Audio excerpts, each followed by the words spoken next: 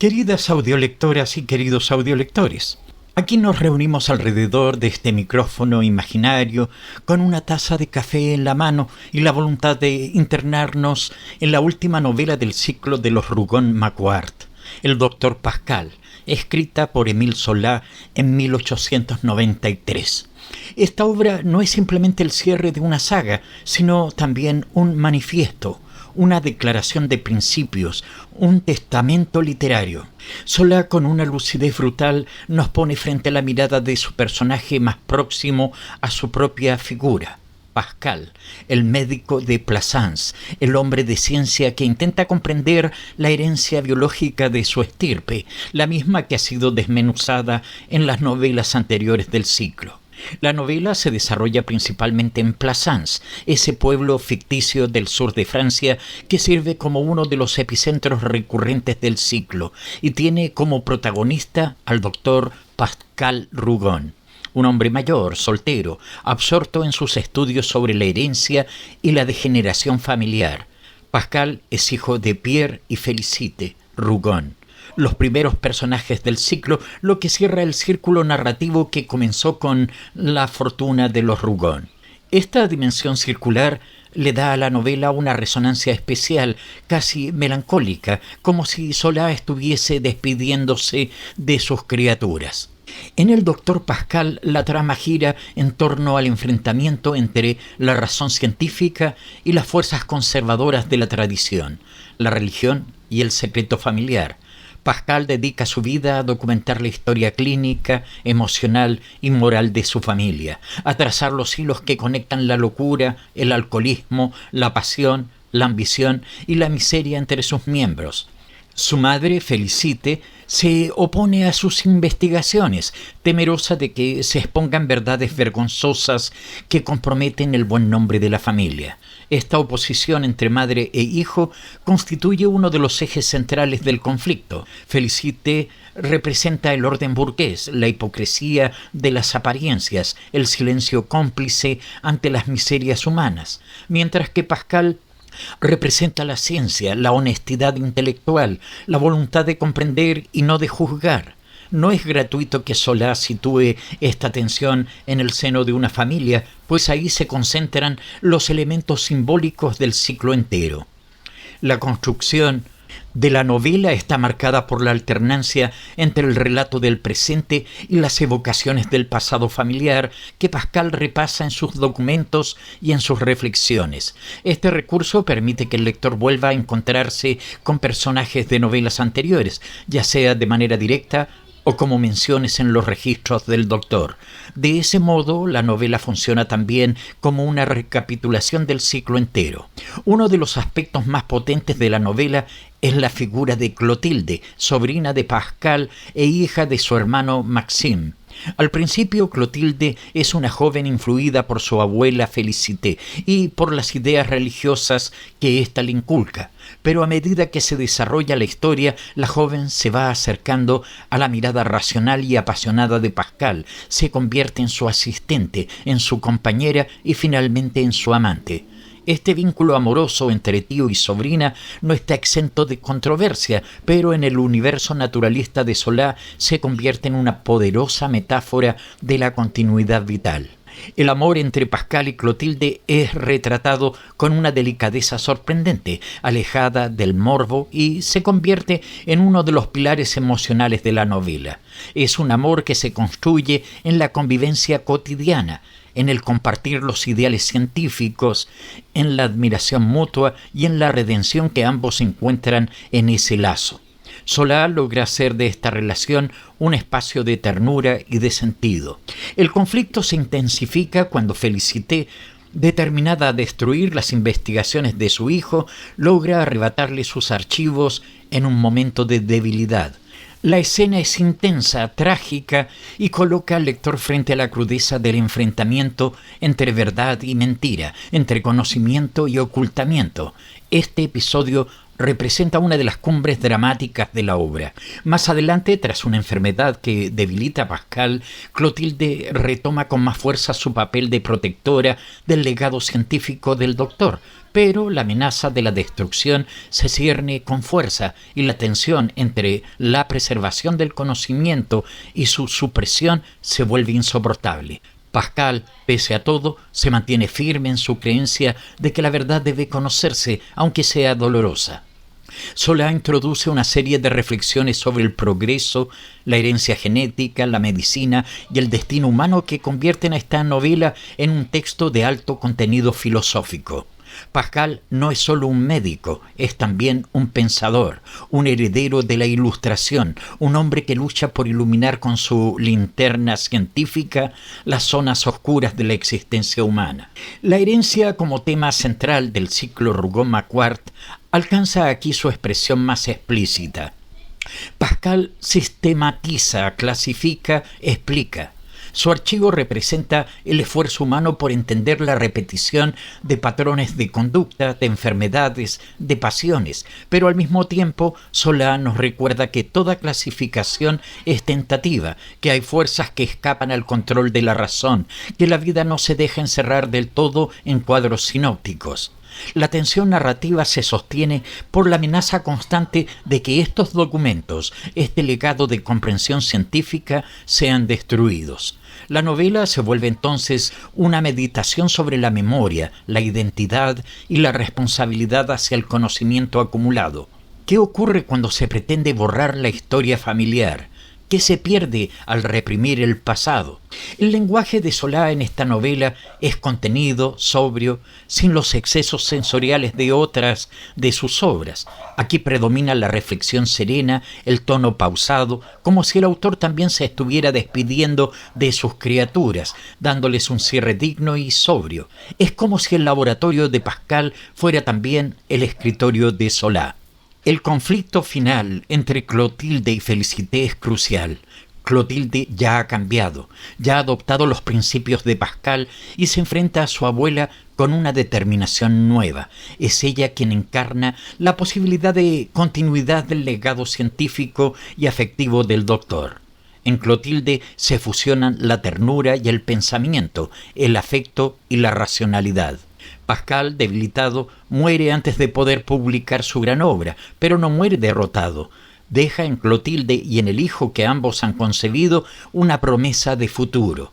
La novela concluye con el nacimiento del hijo de Clotilde, justo después de la muerte de Pascal. Esta escena es simbólicamente poderosa. La vida continúa, la herencia se renueva, la semilla de la razón sobrevive. Esta última escena en la que Clotilde siente la vida que le nace en los brazos mientras Pascal yace muerto es de una belleza serena. Es un pasaje que conmueve, no por sentimentalismo, sino por su estructura simbólica. Muerte y nacimiento se enlazan, fin del ciclo y comienzo de otro, ciencia y pasión fusionadas en el legado. Desde el punto de vista estructural, el doctor Pascal funciona como epílogo. Cierra los hilos de las otras novelas, pero también ofrece una nueva lectura de todo el ciclo. Nos hace ver que detrás de la crítica social, del drama humano, de la miseria y del crimen, Solá ha perseguido una pregunta mayor: ¿qué fuerzas nos rigen? La novela puede leerse como un manifiesto científico en plena época de transformaciones ideológicas, publicada en 1893, cuando el darwinismo ya se había consolidado, cuando el positivismo científico se enfrentaba a nuevas corrientes espirituales. El doctor Pascal propone un equilibrio difícil entre razón y afecto, entre herencia y libertad. Es importante entender que Pascal no representa un cientificismo ciego. Solá no hace apología de la razón por la razón misma. Su médico es también un hombre que ama, que duda, que teme. El conocimiento, en la novela, no es una herramienta de poder, sino un acto de amor. Amor por los demás, por la verdad, por el futuro. La novela es también una crítica al oscurantismo religioso. Félicité encarna esa voluntad de cerrar los ojos, de tapar la historia, de guardar las apariencias. La religión en la novela aparece no como consuelo, sino como instrumento de represión. La fe de Clotilde solo se transforma cuando se hace compatible con el conocimiento. No puede dejarse de lado la dimensión autobiográfica de la obra. Muchos han señalado que Pascal es una especie de alter ego de Zola. Ambos luchan por entender a la humanidad, ambos escriben en soledad, ambos se enfrentan a las fuerzas del silencio, de la represión, del statu quo. El archivo de Pascal es una metáfora del archivo literario de Zola. Los árboles genealógicos, las historias de los personajes, los registros de comportamiento son los mismos que el autor ha ido desplegando a lo largo de 20 novelas. Es como si en esta obra final Zola abriera al lector su propio laboratorio narrativo. El doctor Pascal invita a reflexionar sobre el lugar del arte y la ciencia en la construcción del conocimiento humano. No hay en esta novela una ruptura entre sensibilidad y razón, sino una búsqueda de síntesis. El acto de observar, registrar y comprender es un acto profundamente humano. La lectura de esta novela exige una familiaridad con el ciclo Rougon-Macquart. No es un texto autónomo. Su potencia se revela cuando se conoce la trayectoria de los otros personajes. Por eso, para quienes hayan seguido el ciclo, esta lectura tiene un peso emocional y narrativo inmenso. Zola utiliza en la novela recursos como el flashback, el diálogo reflexivo, la descripción íntima, para construir un relato introspectivo, casi confesional. A diferencia de otras novelas del ciclo, donde prima lo externo, la ciudad, el conflicto social, la colectividad, aquí el centro es un hombre solo y su conciencia. Una escena que destaca es aquella en la que Pascal, enfermo, delira y cree que sus documentos han sido destruidos. La desesperación que siente refleja la impotencia del intelectual frente al poder y la censura. Es una escena profundamente moderna, la lucha por preservar el conocimiento ante la irracionalidad. Clotilde, a lo largo de la novela, se convierte en símbolo de transformación. Su evolución de joven religiosa a científica comprometida es una de las más sólidas del ciclo. En ella se da la posibilidad de una ciencia con rostro humano, de una mujer pensante y activa en el fin del siglo XIX. Otro personaje notable es Félicité. A diferencia de otras matriarcas literarias, no está retratada con ternura. Es dura, manipuladora, decidida, representa el poder conservador, la hipocresía, la voluntad de dominio. Su enfrentamiento con Pascal es brutal y da cuenta de los conflictos entre generaciones.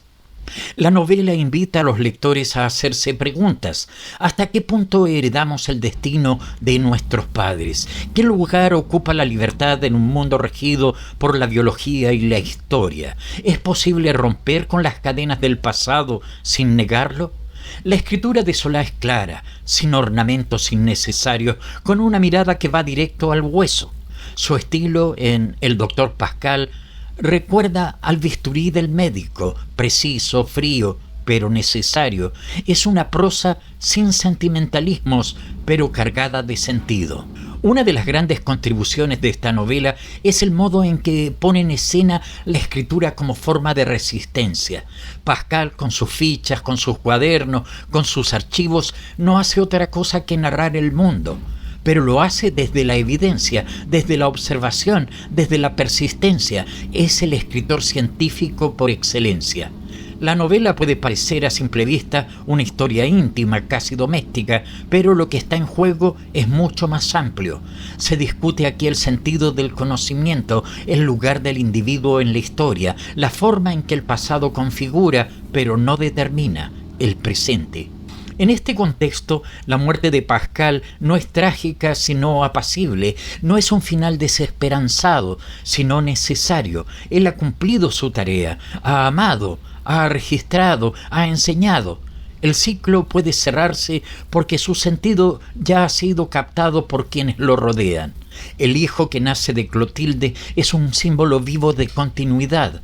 Solá lo presenta como sano, vital, lleno de energía, como si la ciencia hubiese logrado lo que las generaciones anteriores no pudieron, una descendencia libre de los males heredados. En términos simbólicos, la novela toca temas de enorme actualidad: la ética de la investigación, la memoria histórica, la responsabilidad de los investigadores frente a la sociedad, la relación entre saber y poder. Todo ello bajo la forma de una novela. Los lectores contemporáneos pueden encontrar en el Dr. Pascal un espejo de las tensiones actuales: ciencia versus fe, transparencia versus secreto, libertad versus tradición. Nada de lo que Solá plantea ha perdido vigencia. Al contrario, Solá no idealiza a Pascal, pero lo respeta. No lo convierte en héroe, pero lo deja como un ejemplo. Es un personaje complejo, lleno de dudas, fracasos y convicciones. Su grandeza está en su constancia, en su amor por la verdad y por Clotilde. La novela invita a leer de otro modo todo el ciclo Rougon-Macquart. Nos hace volver a los personajes anteriores con una mirada más comprensiva, más analítica. Nos recuerda que cada historia, por brutal que sea, forma parte de una red más amplia. Al incorporar recuerdos de los Rougon, de los Macquart, de los Muret, de los Saccard, Solá nos hace ver la saga como un organismo vivo. Cada parte está conectada, cada destino influye en los otros, cada vida es un eco de las anteriores. Hay una nostalgia profunda en la narración. Pascal es viejo y Solá también envejecido. Escribe como quien cierra una etapa. Se percibe la fatiga, pero también la satisfacción de quien ha llevado su experimento narrativo hasta las últimas consecuencias. El Dr. Pascal se convierte en el texto clave para entender lo que Solá quería hacer con la literatura: construir una historia natural de una familia bajo el Segundo Imperio, mostrar cómo se entrelazan los factores sociales, biológicos y morales. Pero más allá del programa naturalista, la novela tiene una calidez que otras del ciclo no alcanzan. Es un texto de madurez, de comprensión, de reconciliación. Solá no reniega de su método, pero tampoco se fanatiza. Abre espacio para la duda, para el amor, para lo imprevisible. Uno de los grandes logros de la novela es su equilibrio entre teoría y emoción. No es un tratado ni un melodrama. Es un relato íntimo con proyección universal, un canto a la razón, pero también a la ternura. Es notable que la historia transcurra casi toda en el jardín y la casa del doctor. Ese espacio cerrado, casi de laboratorio, se convierte en escenario de los grandes dilemas del alma humana. Lo doméstico se vuelve filosófico. Clotilde, al final de la novela, se transforma en el personaje más potente. Es ella quien recoge el legado, quien cuida al hijo, quien continúa el trabajo. Su transformación es total. Ya no es la jovencita temerosa, sino la mujer que ha visto el mundo con nuevos ojos. La maternidad de Clotilde no es castigo ni redención, es continuidad, es la herencia transformada en posibilidad. Solá escapa aquí del cliché y construye un personaje femenino activo, pensante y profundamente humano. Pascal, por su parte, logra algo que pocos personajes consiguen: morir en paz. Su lucha no fue inútil, su legado no desaparece. La verdad ha quedado sembrada en los corazones y en los documentos. El conocimiento ha vencido a la ignorancia. La escena final, en la que el niño duerme en brazos de Clotilde junto al cadáver del doctor, es uno de los pasajes más bellos de todo Solá. Sin dramatismo, sin exceso, solo una imagen cargada de sentido, lo nuevo junto a lo que termina. La obra puede parecer menor frente a otras más explosivas del ciclo, como Germinal o La bestia humana, pero su importancia es enorme. Cierra un universo, sintetiza una visión del mundo, propone una ética de la escritura. Recomendar la lectura de esta novela es invitar a pensar. No es un texto que se devore por su acción, sino que se saborea por sus ideas. Es una lectura lenta, reflexiva, que recompensa a quien se entrega con paciencia. En el contexto de la Francia de fines del siglo XIX, la novela fue polémica por su relación incestuosa. por su defensa del pensamiento científico y por su crítica a la hipocresía religiosa, pero también fue admirada por su ambición y su profundidad. Hoy, leída con distancia, la novela se mantiene vigente por su enfoque interdisciplinario. No es solo literatura, es sociología, es biología, es ética, es historia. Solá crea aquí un modelo de novela total.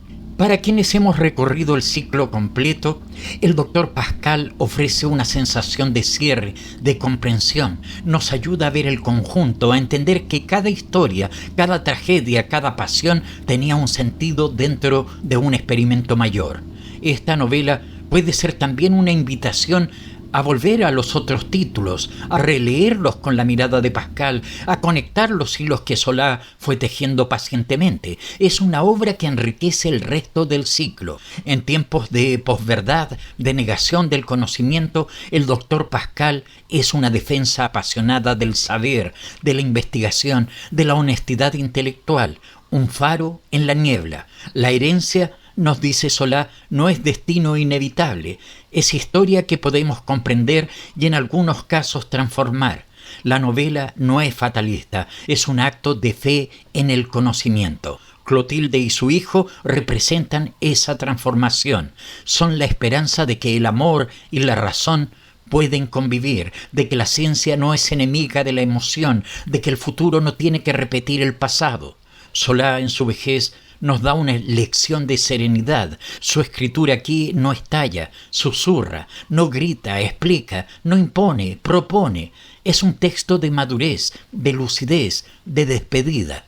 El doctor Pascal es, por todo ello, una novela indispensable para quienes aman la literatura con ideas, para quienes creen que la novela puede ser también una herramienta de conocimiento. Queridas audiolectoras y queridos audiolectores, si alguna vez se han preguntado si la literatura sirve para algo más que entretener, aquí está la respuesta. El doctor Pascal sirve para comprender, para pensar, para recordar que la verdad, aunque duela, siempre vale la pena.